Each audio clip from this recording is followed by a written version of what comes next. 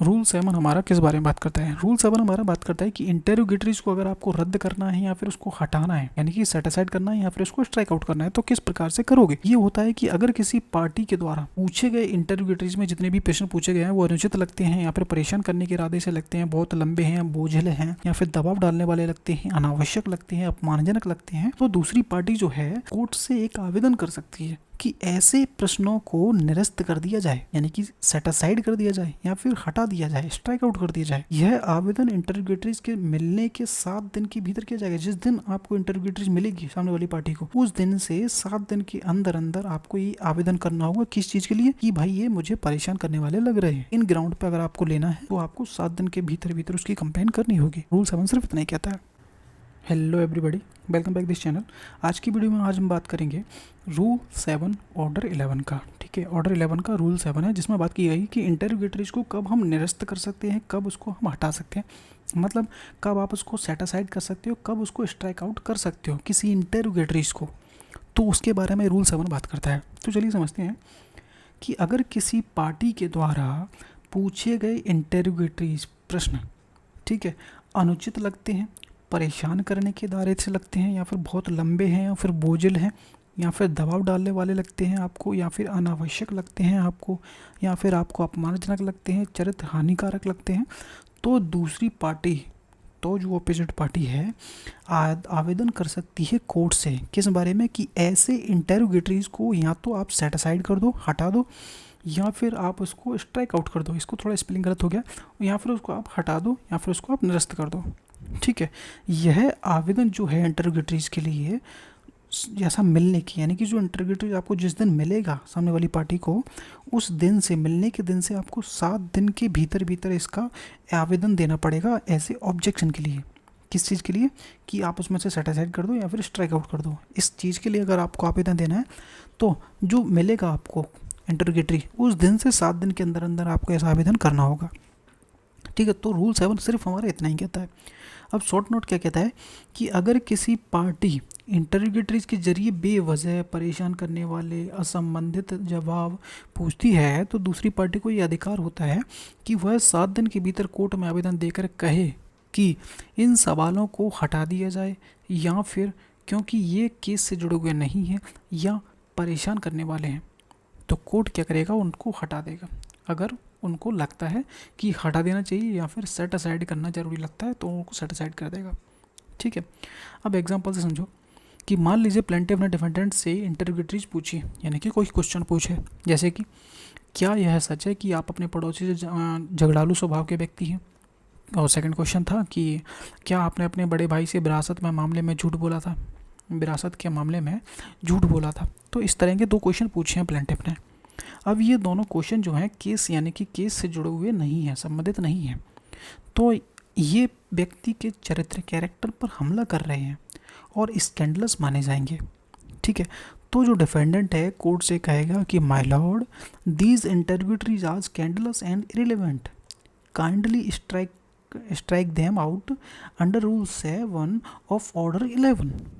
Court ऐसे प्रश्नों को स्ट्राइक आउट कर देगी, यानी कि हटा देगी, और केवल जरूरी, प्रासंगिक, यानी कि रिलेवेंट प्रश्नों को ही रहने देगी, बाकी सबको हटा दिया जाएगा। अब क्वेश्चन उठता है कि सेट असाइड और स्ट्राइक आउट क्या होते हैं। ये मैं क्लियर कर देता हूँ कि सेट असाइड मतलब पूरी इंटरोगेटरीज की सूची ही हटा दी जाए, यानी कि जितने क्वेश्चन आपने पूछे थे वो सारे ही स्ट्राइक आउट कर दिए, वो सॉरी सेट असाइड कर दिए, रद्द कर दिए। अगर पूरी सूची ही परेशान करने वाली लगती है तो पूरा सूची ही, जितने आपने क्वेश्चन पूछे थे, 10 क्वेश्चन पूछे तो 10 ही उसको रद्द कर देगी। अब स्ट्राइक आउट का मतलब होता है केवल कुछ स्पेसिफिक प्रश्न हटा रही है। कौन से प्रश्न? अगर कुछ प्रश्न ठीक हैं तो ठीक है, और अगर कुछ अनुचित हैं तो उनको हटा दिया जाएगा, बाकी सबको छोड़ दिया जाएगा।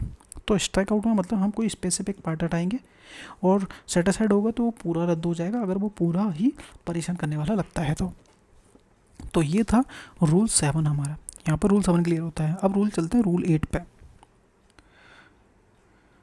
रूल 8 हमारा बात करता है कि उत्तर का शपथ पत्र द्वारा दिया जाना, यानी कि जब भी कोई इंटरोगेटरी का रिप्लाई आप दोगे तो वो शपथ पत्र, यानी कि एफिडेविट के द्वारा दिया जाएगा।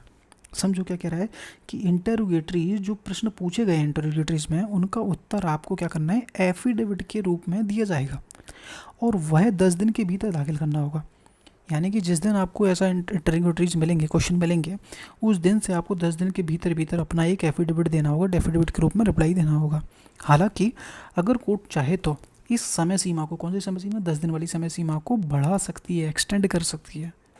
कब, वो हम आगे देखेंगे अगर कोई जेन्युइन रीज़न लगता है कोर्ट को। तो शॉर्ट नोट में समझो पूरा मैटर क्या है इजी तरीके से, कि जब किसी पार्टी को कोर्ट से अनुमति मिलती है कि वह दूसरी पार्टी से इंटरोगेटरी पूछ सकता है, तो दूसरी पार्टी को उन प्रश्नों को उत्तर शपथ लेकर ऑन ऑथ देने पड़ते हैं।